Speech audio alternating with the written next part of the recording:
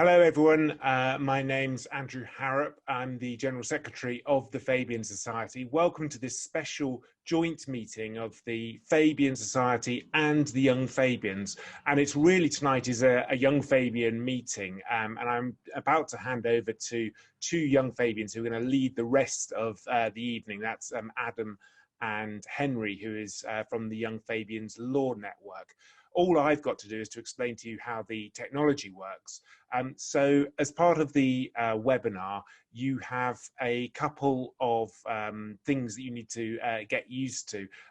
You have got a question and answer function, and what we want you to do is to type in questions into the question and answer function, and we'll be calling some of them over the course of the evening.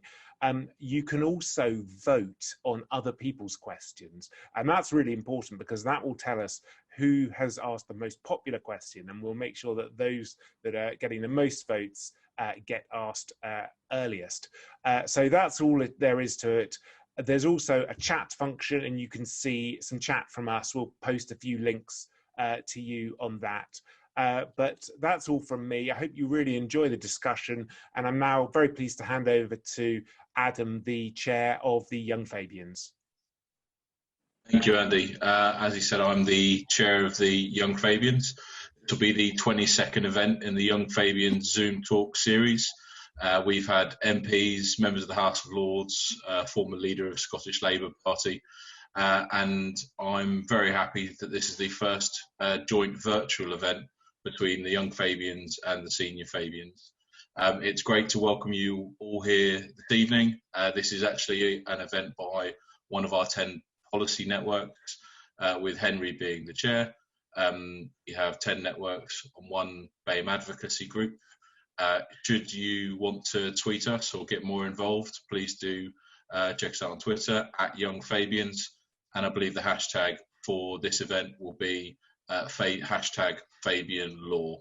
I hope you enjoy this evening, and I'll hand over to Henry. Thank you.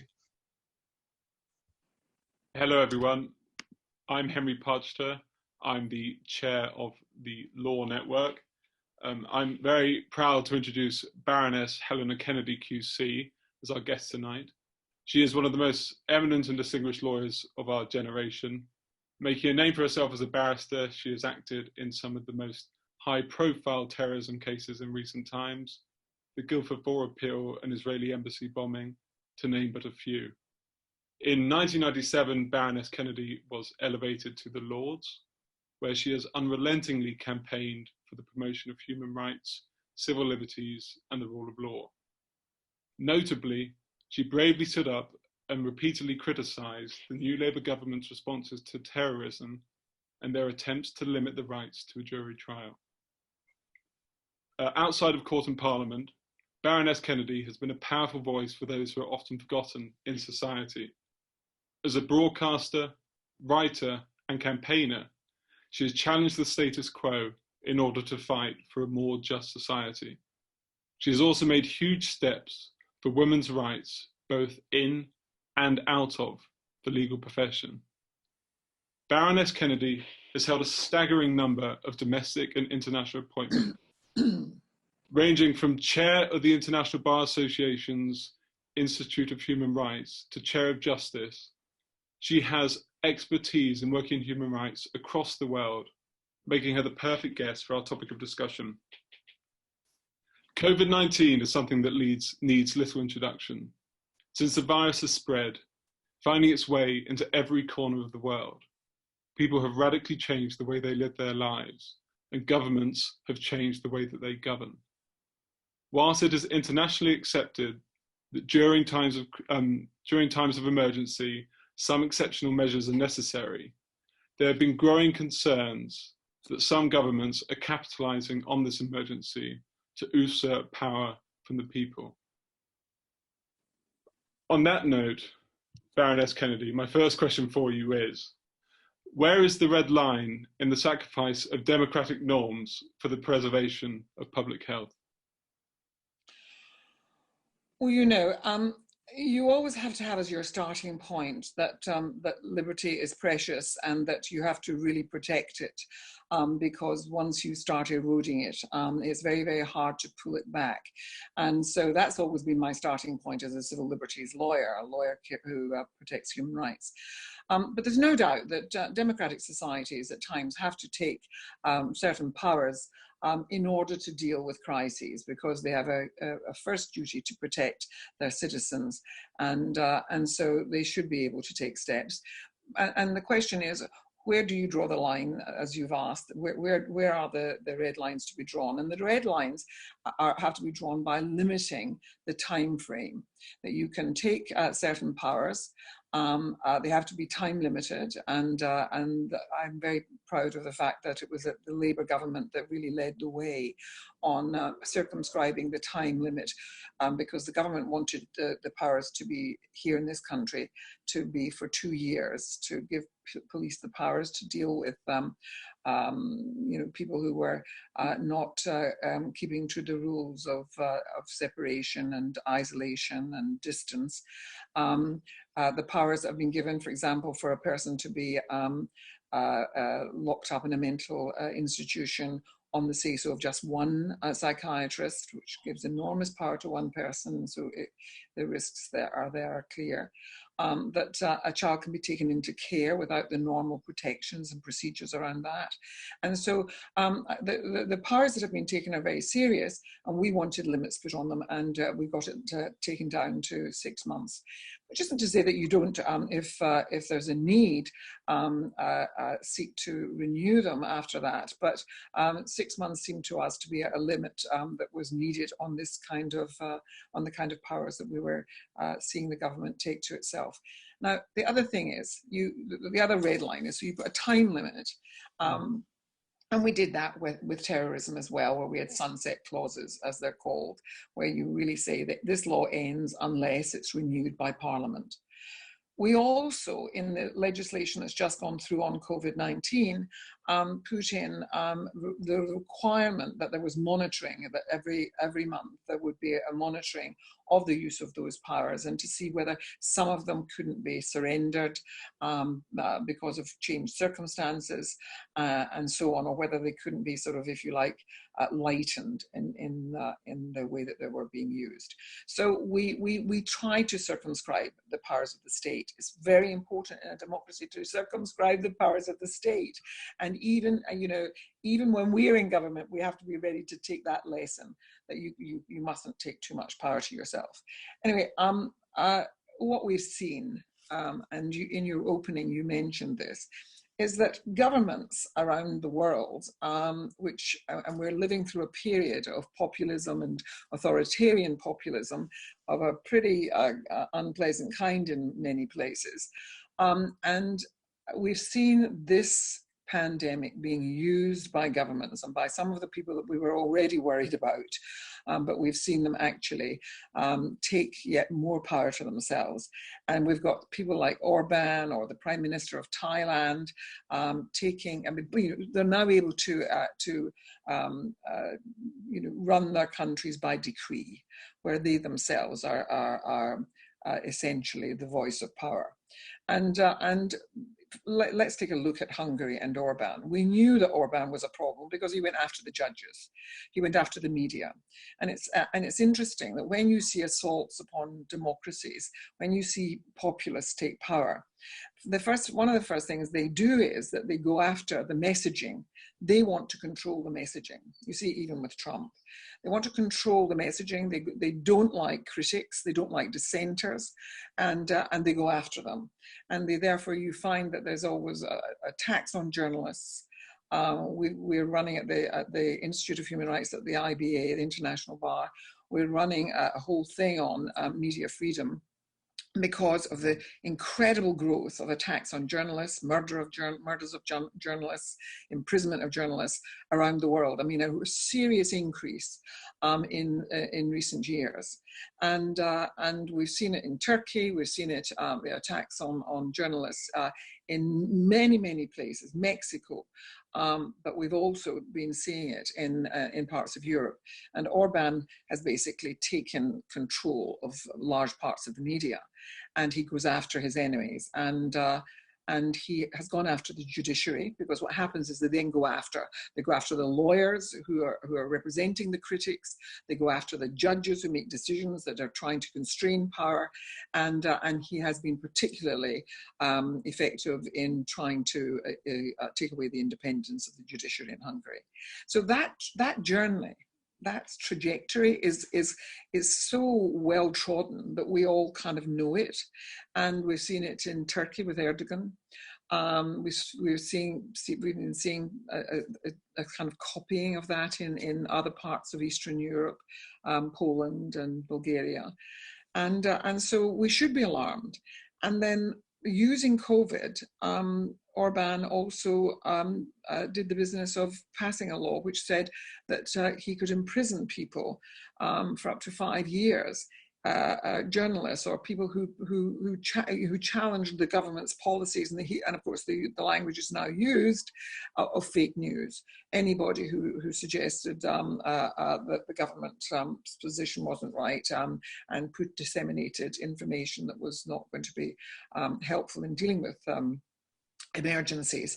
But when you look at the language of the legislation, it's clearly not just confined to COVID-19. It's not just confined to the present crisis. And so the fear is that it's going to be used more widely against journalists, independent journalists who do their fact checking and so on. And it will be used for anyone who criticizes him. He's got a huge majority. He can get anything through his parliament. So, I mean, there were opponents. People stood up against this law being put through, but his opposition was trampled on because he's got such a big majority. And that's why we should be concerned about the notion of democracy when it's really not democracy at all. Mm-hmm. So on a similar note, do you believe that the crisis could perhaps be a similar catalyst for anti-human rights legislation in the way 9/11 was? Well, it will depend. I think that the challenges of a different kind. I mean, 9/11 presented the opportunities for looking at who are the enemies, where is the enemy within, and then it gave the opportunity to actually lock up people, and they did it in the United States in Guantanamo Bay, and I was involved in a number of those cases, and we did it here with the locking up of people without people being convicted. And, you have to really be concerned about doing that. And we ended up with our Supreme Court having to say that this was contrary to human rights. It took 4 years, though. So, we have to be vigilant, and we set a standard. It's very important that we maintain it because of the ways in which it's copied around the world in places that are much more hostile to human rights. Thank you. And so with the outbreak of coronavirus, it seems that we've largely forgotten about the persecutions and conflicts that many people are fleeing from and the large numbers of asylum seekers in the world. How do you think we should honour our refugee obligations in light of the COVID-19 pandemic? I mean, one of the shocking things was that Trump immediately said that he was closing his borders, and lots of countries have done that and just basically said we're not going to let anybody in who's coming from somewhere else. But he actually said even if people were seeking asylum, there would be absolutely no question. Asylum was off the page. And once a country is demurring from its commitment to giving protection to people who are fleeing persecution, then you're really undermining some of the most fundamental conventions, legal conventions created after the Second World War to prevent persecution of people. And so there has to be some way in which you're still sifting to see people's applications. And I do know that in all of the recent thing in the United States of making life pretty hellish on the borders for those coming up through Mexico into the United States. And there were many lawyers who volunteered and went down to those borders. They were trained up specially. There were young lawyers, and they were trained up to basically help with the paperwork that's involved in making applications. And as happens here, once you have good lawyers involved in this, and you find that people do have cases and that there are legal arguments to be made, it's when people are left to try and struggle with these systems on their own and are not given lawyers to help them, that they end up not getting their rights. And so I was most shocked about the business of Trump being so dismissive about international law. I mean, rather as he's being dismissive just now about the World Health, the WHO, because it's partly about his very clever way of deflecting any kind of blame from himself for some of the horrors that are happening in the United States. So yes, even in a place like the United States, this is being used as a cover for some pretty disgraceful conduct and abuses of human rights. So actually on a similar note to that, there's obviously greatly unequal healthcare systems around the world. And as coronavirus spreads to developing countries, there must be a concern that there will be a rapid increase in health migration. So how do you think international law and organizations can help people fleeing healthcare crises? I don't think an awful lot of people are trying to get in here just now because they want healthcare. I think that there are people who are wanting to come here who are likely to have it because they are not in positions where they can distance themselves from others who've got it, where they're living in conditions like the camps in Calais, which are breeding grounds for disease when it's so contagious as this one is. So, but they're not. I mean, the idea that they're trying to go to places in order to get put on a ventilator is I think far-fetched.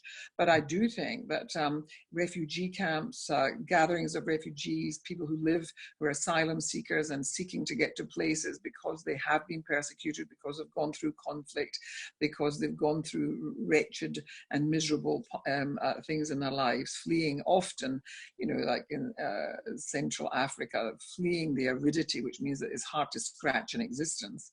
So many of them are fleeing all kinds of things, and many of them wouldn't fulfill asylum application standards, but they're not wicked people, and I think that we have to be very conscious that if we don't make the world a fairer place, and we don't help each other in this world, if we start seeing after this terrible pandemic, it'd be very easy for our country to start saying, we want to get the economy back on the grounds again, and we're not going to give any money. If Priti Patel gets her way, she would be saying we're not going to give any money to the developing world because we need it for here.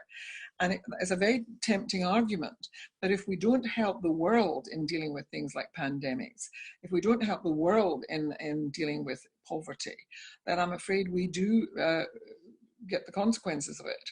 So I can well imagine what's likely to take place in the aftermath of this, with efforts to be even more excluding, even more desiring of pulling up the drawbridge, and less willing to help the rest of the world, and that would be disastrous. Mm-hmm. Thank you. So the United Nations High Commissioner for Human Rights said that all national efforts should seek to mitigate the impact of the epidemic on women and vulnerable groups. What risks are presented to women and vulnerable groups during this pandemic, and how have states managed them, and have they managed them effectively? Listen, I mean, the press has been full of this here in the UK, less so in other parts of the world. But what we absolutely will know is that violence against women and children will increase. We know, I've been only in this last few days been in touch with Pakistan, where there's real concern about the proximity of living amongst particularly the poor, but the ways in which women will not be able to seek assistance for the violence that they experience. And it's only been in recent years that there's been a sort of development of refuges and assistance given to and hotlines for people to phone. But, you know, with amongst the poor of the world, one of the things that is available to poor folk is the mobile phone. It has been, a great, way of communicating, keeping it, and doing small business and all kinds of things. But they're pay-as-you-go. They're like those burner phones that the drug dealers I've acted for in the past would use. And those sort of cheap phones, I actually think that we should be handing them out to women everywhere. Should be given a phone if these high-tech companies want to do something and they're at rich as Cretius, they should be making the phones available for women to have in their bags, and they should be covered in flowers and roses and bright pink so that guys will not want to take them from them, their husbands and so on, because they won't want to be seen with them. But that women need a way of being able to contact help, and that's one of the things that we could help by doing. But Pakistan just now, I mean, they're wanting help with this issue about the acceleration of domestic violence during this period.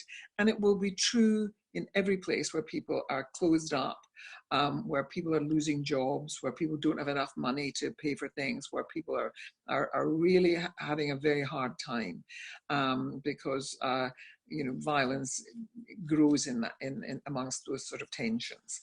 So you can understand that. But other people who are vulnerable, we've been receiving notifications of people who are gay, people being from minorities within nations being accused of being the carriers of the disease. We've also had the business of in Pakistan and in India just now, because of the sectarian tensions, there's been the misuse of websites and so on, and to suggest that Muslims don't get it. And you shouldn't worry about being proximate, and you shouldn't worry about wearing facial masks, and you shouldn't worry about anything because you're fine. Allah's going to be, and it's thought that these are actually being put out by trolls in order to actually undermine the protections that the Islamic community might be able to take for themselves. So there's all manner of ways in which people are being scapegoated around this, and they're being scapegoated in all directions. We've had it that Africans are being scapegoated. African students who are in China are being given a terrible time. So I mean, it's almost everywhere. What we know is that when people are afraid, when it's like Franklin Roosevelt said, is that the greatest thing to fear is fear itself. Mm-hmm. Is that when people are afraid, they start looking for scapegoats, and minorities and the most vulnerable, the least powerful, are the ones who always get it in the neck. Okay, thank you. So another question is very important for a lot of people, is concerning surveillance.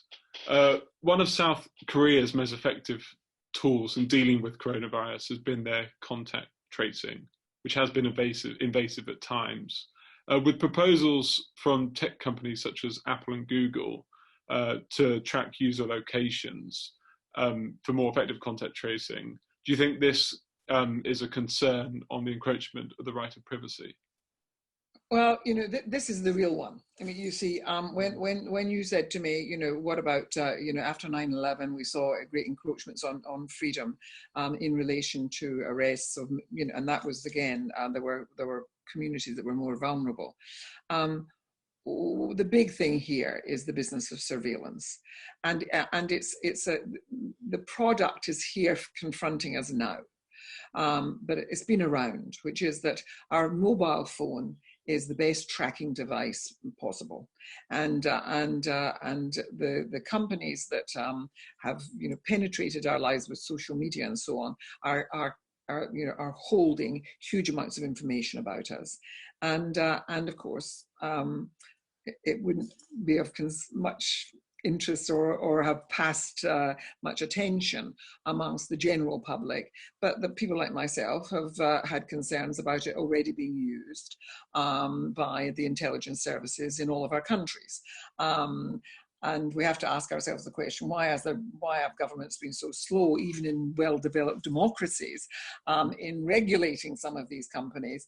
And you have to ask yourself whether there's been a devil's deal in all of this, because it has been very useful to intelligence agencies and to certain sections of policing to be able to use the tracking potential of phones. And as someone who's done many terrorist trials, I can assure you that that's been going on for quite some time. So what we know is that our phones can are telling, the companies can tell where we are at any given time. And so what the government is now saying, and it's being suggested, and let me assure you, it's not just South Korea. It's been done in Israel. United States is thinking about this now. Germany used it in their contact tracing, and the way that it works is that our phone basically is if you like, is a dot on a board, a lit up dot on a board.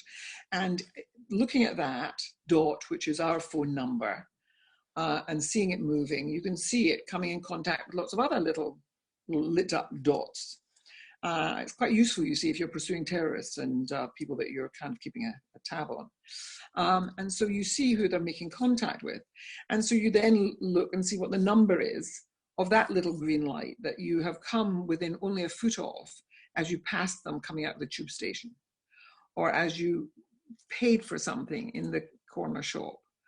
And so what they would seek to do is to phone the number and say, listen, someone's been in close proximity to you who's come down and who's been admitted to hospital, and we really are concerned for you. Will you come in and have a test?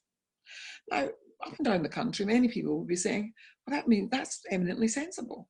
If we're going to stamp out this terrible disease, then we have to use whatever's available to us. And I think that you'd probably find that if there's openness and complete transparency, and people are asked if they're consenting to this, then you would probably get a lot of people who would consent to it, probably the majority. A small minority who would say, no, in no circumstances do I want anybody to be able to access my phone in that way. Although they're already doing it, let me tell you. But all I would say is that the way that you deal with these things is you have to circumscribe them so tightly. And the problem is, it's almost impossible usually when you have given away certain kinds of rights, allowed the state to start moving in that direction, very hard to pull it back. And it really does flag up for us that we have not regulated the tech companies, and we have not regulated all these, you know who I'm talking about, all the social media companies. We have not done what we ought to be doing in relation to them. And I'm afraid there is a role for law in all of that. Uh-huh. So I guess on a very similar note, The Guardian revealed last week that large quantities of confidential NHS data has been handled by private US companies. Do you think this is a similar concern with the fact that private companies and social media companies are just getting Listen, data? I mean, we're moving into incredibly complex territory around rights. I did a radio program recently for Radio 4, and it was on freedom of thought. You know, there are certain human rights that are absolutely fundamental, and for example, freedom from torture. You know, there can't be any, you know, well, it should be allowed. You know, there was a moment over after 9/11 where they were saying, oh, it should be allowed, but a judge should sign it off, but you should be allowed to torture somebody if you think that somebody's going to blow up Parliament. The truth is that torture is deemed such an abomination in what it does to our human relations, that actually it was made one of those sacrosanct rights never to engage in torture. And I think that similarly, freedom of thought is one of those truly fundamental rights. You know, the idea that that you could be punished or have, you know, be put on trial or in some way reap the consequences of having bad thoughts, you know, of thinking in a way that is considered aberrant, should be a source of alarm to us.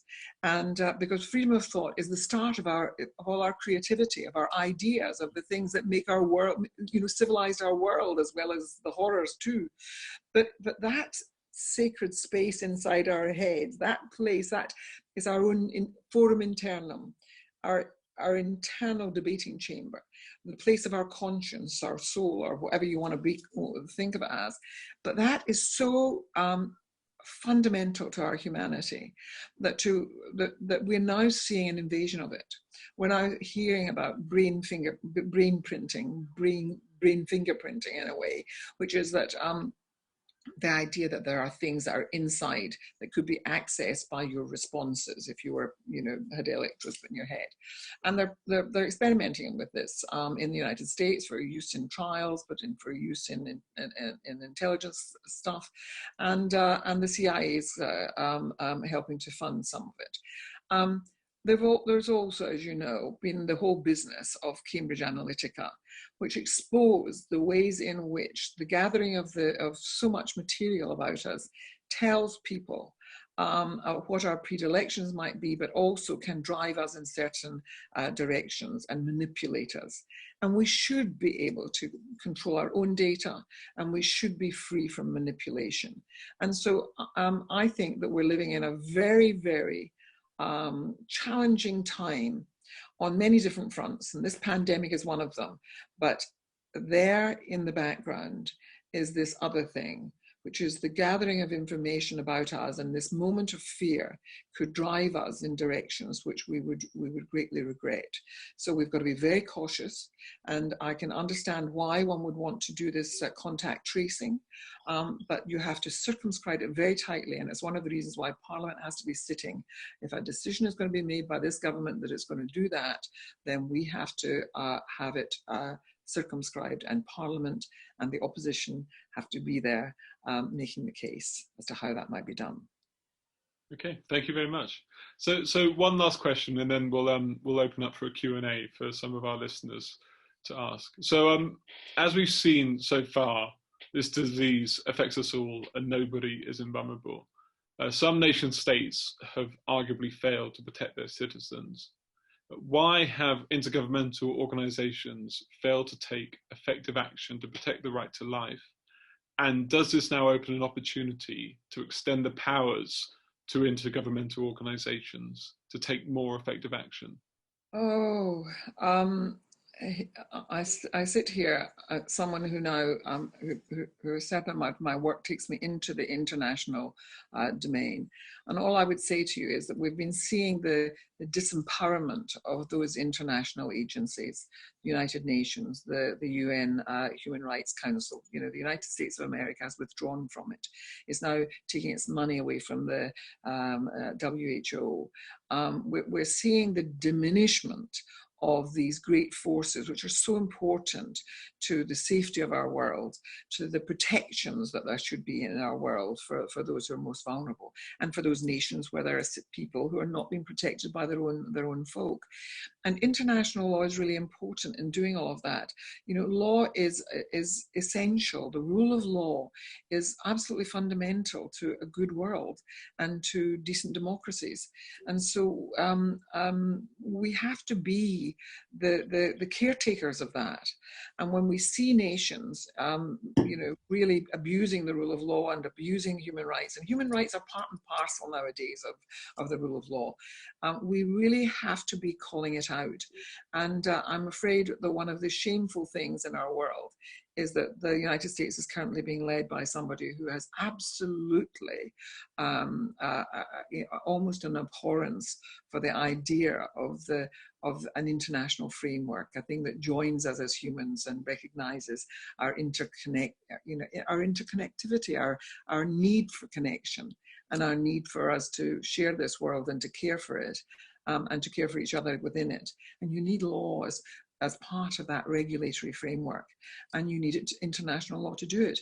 The UN just now is on the back foot, and it's on the back foot because it's fearful that if given half an inch, this president could actually encourage many other countries in the world to withdraw from belonging.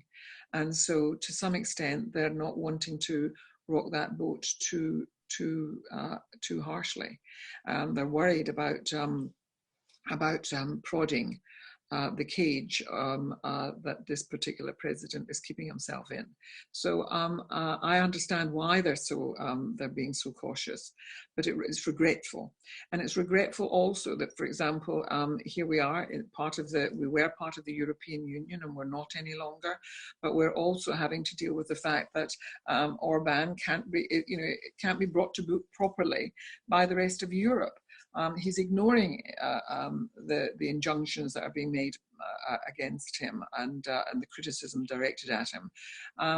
And he feels empowered by the fact that the United States is taking a similar position. So I think we should be concerned. And I say that as someone who loves the United States. I spend my vacations there, and I have so many of my family and close friends are there. But I really am fearful of a world where the United States doesn't play its part in protecting human rights properly. Sure. Thank you. So as long as it's fine with you, should we take some questions from the audience now? Great. So the first one we have, so there'll be a few questions on Q&A. So the first one is from Marie Catterson. Now, I think they should be taking her audio off now. Marie, are you there? Hello. Hi, Marie. Hi. Do you have a question you want to ask Baroness Helena Kennedy? Yes, yeah. Put it in front of me again. I was wanting to ask about the human rights of residents in care homes, both to medical treatment and, if necessary, to admission to hospital, because there seem to have been reports suggesting that some bureaucrats somewhere have decided that they're simply not going to be admitted to hospital.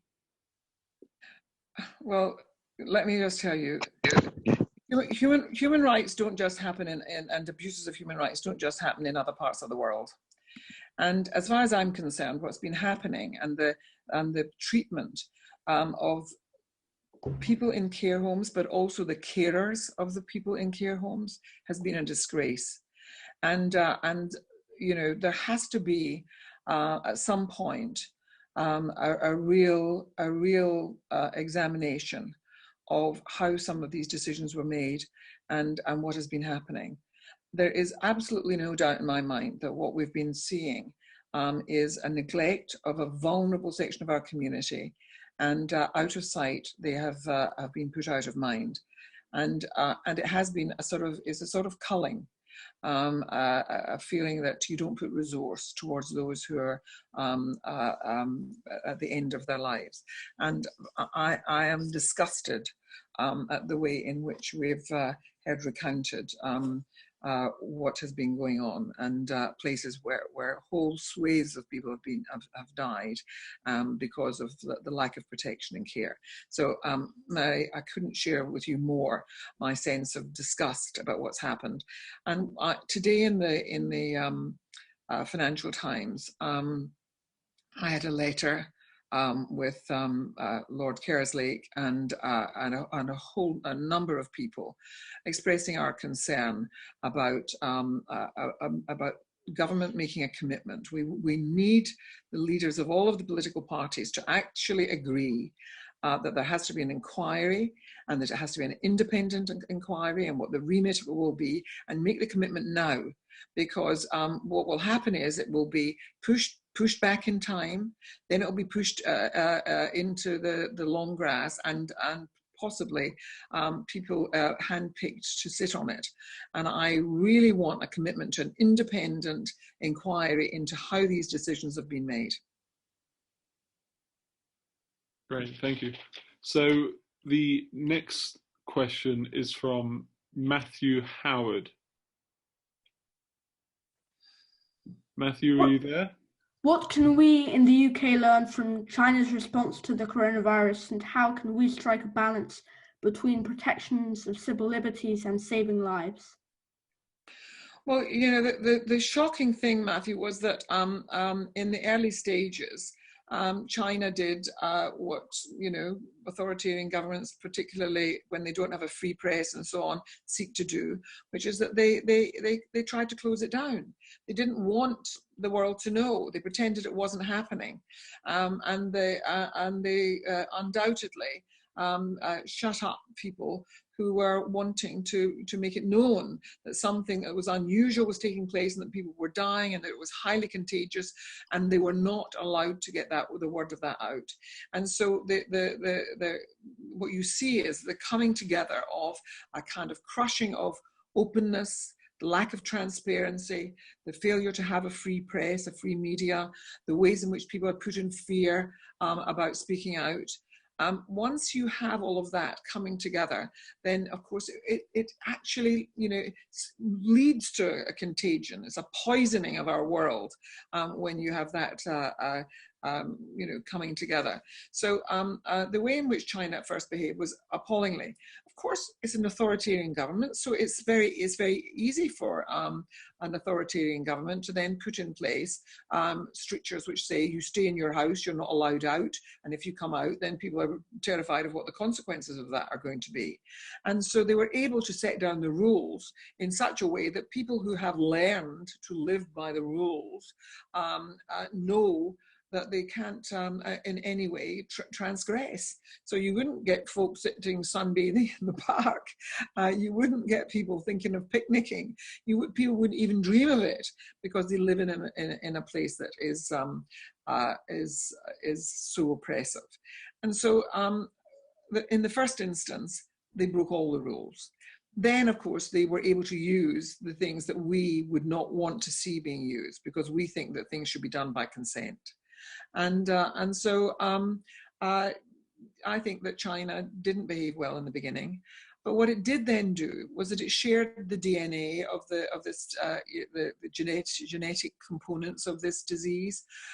They then did you know, cooperate with the WHO and opened up their experience to the international community. But you've got to remember, they didn't let the WHO in to visit and to look for themselves. So you know, there is the WHO then, of course, I think has been somewhat passive in its criticism of China, because it's wanted some of the information that they feel has been useful to them in trying to give advice to other countries. You know, I think that everybody will have made mistakes in the dealing and handling this, including the WHO. But the WHO has performed far better on this than they did on the Ebola crisis. And we need an organization of that sort in the world, because it really does look after the poor of the world in ways that is unimaginable. It's hard to think of any other kind of organization being able to do it. You know, it runs into its own bureaucracy at times, but by and large, we need to have such an organization, and we just have to keep wanting it to improve. But China, I'm afraid that I've had too much contact with China over its human rights abuses, its abuses of human rights lawyers and human rights activists. And I'm very concerned about the camps in which it's detaining the Uyghur, whatever they want to call those camps. And so I fear for whether there has been any virus in those camps. The truth of that might still be told. Great, thanks. So we've got one more question on coronavirus, and then a couple more just about more broad human rights issues. So Timo Vogler, are you there, Timo? Yes, thank you. I wanted to ask about your preliminary assessment of the government's stay-at-home order. Do you think it shows sufficient regard for human rights, for example, when it comes to freedom of religion or freedom of assembly? Is it okay that the government refuses to talk about an exit strategy? And if anything of these things is problematic in your view, what should progressive lawyers do about it? It goes back to the very first question that Henry asked me. You know, what is the balance between freedom and our human rights that we want to protect, and the circumstances in which the state takes some of those rights away from us because of some sort of crisis, whether it's a war or whether it's terrorism or whatever it might be. And our government has taken away our right to assembly. It's invaded many different freedom of religion in order to go to your church and to express your religious freedom. It's had to invade many different spaces and parts of our lives, and many different human rights have been undoubtedly undermined. And as I said before, the way that you strike the balance is by putting a time limit on it and having a certain amount of, if you like, discretion where you don't do what is unreasonable. So that's why we're expecting the police to remind people to move on, tell people that they can't be picnicking in the park, and there are moments where people think, well, there's nobody anywhere near them. Who are they harming, or who are you harming when you go with your dog for a walk on the moors or something? And the truth is that if you don't deal with it with the one person, then tomorrow 10 people will go, and then the next day there will be, and so you'll find that the place then becomes a place of contagion. And so that's why the rules are having to be kept, and the police officers who are having to do it are having to try to be wise, but at times have to take steps which are about fining people, and undoubtedly there will also be arrests. But by and large, I think that the balance has been struck pretty well here, and I think that as long as it's with people's consent, then and people are saying we're doing this because it's in the interests of saving lives, and we don't want to absolutely overburden our National Health Service, then people are doing it with good intent. But you can lose people's goodwill if you do it for too long, or if you do it in ways that are oppressive. And so far, I don't think that that we've struck the wrong balance. I think we've been more or less getting stuff right, except for this business, where I say that the idea that you have failed to provide protection to people, it does actually go to the right to life. To fail to provide the kind of basic protective garments and the protections that are needed for people who are vulnerable because they themselves are confined to care homes. That is a disgrace and will be a source of shame, which is why I think there has to be an inquiry, a proper inquiry into how these decisions were made, why people weren't thinking about these things. And look, what we know. We're progressives. We're a gathering of progressives. I like the fact that I'm here as one of the elders amongst all the young Fabians. But we're progressive people. We want a decent society. We want a society that's fair and just, and a world in which there's peace. And those things which motivate us should fill us then with a sense of horror that we should put such little value on the lives of people who are incredibly vulnerable. And so it's why I feel so strongly that there are moral issues here. And the human rights are about imbuing a morality, a deeper morality into law, which sometimes can be too, if you like, too limiting in its way of regulating a society.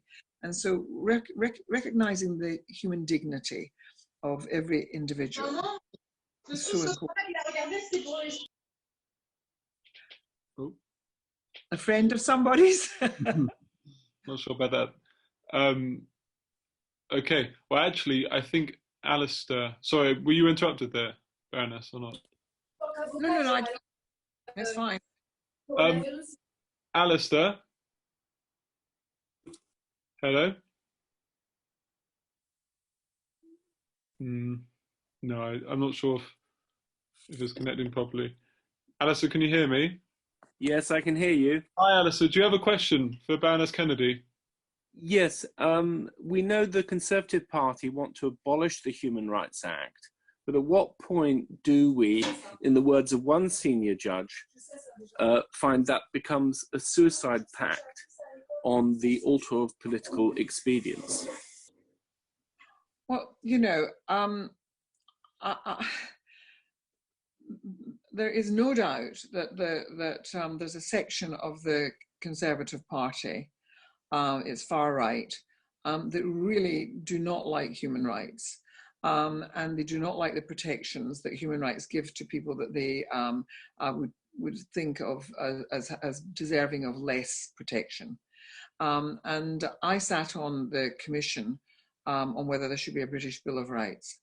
And there were a number of Conservatives on it and Liberal Democrats on it, and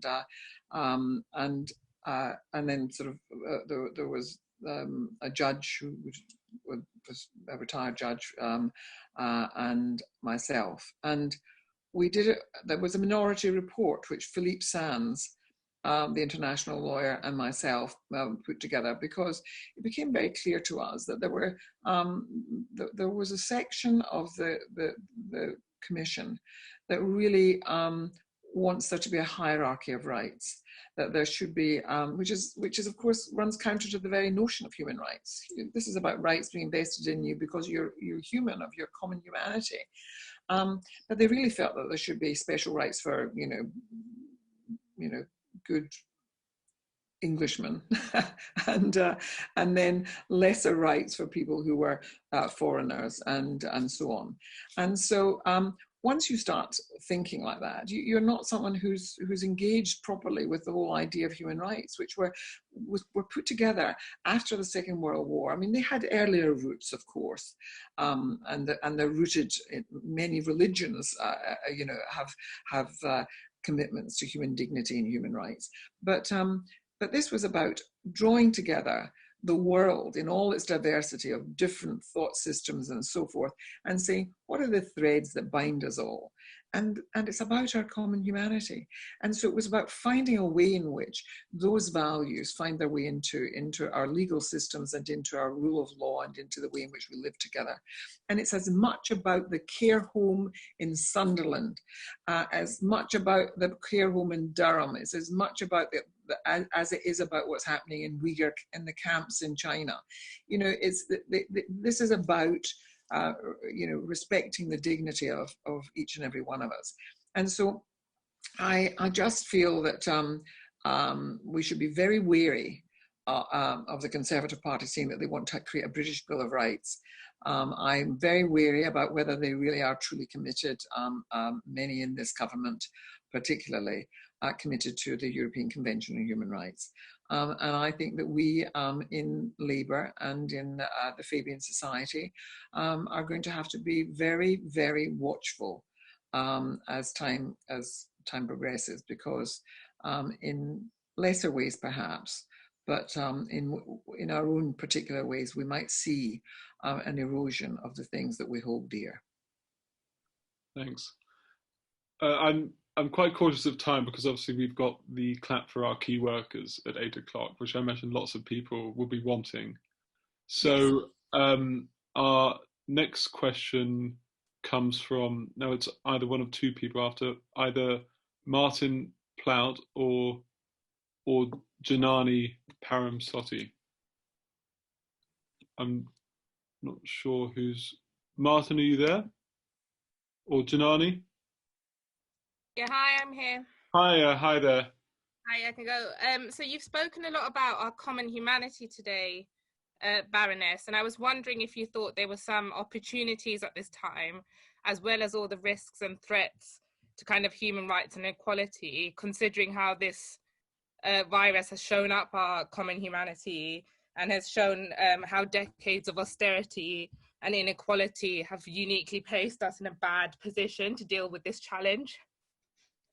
Janani, I'm glad that we might end on something positive, because I do think that that there have been positive things that have come out of this, which is that we've seen just how important it is to have a national health service, and you only have to compare it with places like the United States, where states are vying with each other and fighting with each other over the possibility of of equipment and so on, and it's every man for himself, right? And so the wonderful thing about our National Health Service is that it's there for everybody, and I think people have felt this sort of real pride in it, and so there's been that wonderful coming together on it. I think that people are shocked when they hear what's been happening in our care homes. But I've been sort of shooting my mouth off for quite a long time about the fact that we haven't paid people in the care sector enough. And that, and in fact, that there should be men working in the care sector too, because so many older men are so heavy that it's hard for women carers to do the job for them. But people are only, people deserve to be paid for the care that can't be done by robots, let me tell you. And so I do think that people are starting to reevaluate some of those things. But we need a Labour government to do it. And we need to also look at the way in which we're not travelling just now. We're managing to do things across the world. I'm having meetings with people all over the place. And it means that we could start limiting the way in which we're using flying around the world so much. And so I think that there is a way in which we could have a green economy. We could create different kinds of jobs because of that economy, and train and skill people around them. I think that we should be paying our care workers better. I think it may mean a whole set of people might not be as well off at the very top, and as it should be. I looked today when I saw that, they were sort of saying which companies had put different money into dealing with the pandemic in America and so forth. And in some circumstances, they put in 10 million, but these were multi-billionaires. So for 10 million for them is almost nothing. And they probably aren't paying their taxes anyway. So, I really do think that it gives us an opportunity to rethink how our system works, how our society is framed, what we can do to make it better. And so I do think it's an opportunity if it were properly seized. I suspect that this government will not be capable of that. And that's why it will be our opportunity. And I hope that we will see a Labour government before long, a Labour government that will do many of those things. And I think that we're being led by a really, truly good man. I've worked with him. He was in my chambers, and he was someone who worked with me on cases because I'm so much older than him. And I think that we have a great cabinet, and I think that the party is moving into a position of strength where it will eventually win an election against a government that has failed us in our moment of need. Well, what a positive note to end it on. Thank you very much, Baroness Kennedy, for your time. It's been very informative. And stay safe, everyone. And let's go and rattle for the... Yes, and let's rattle and cheer for the NHS. Yes. Thank you. Bye.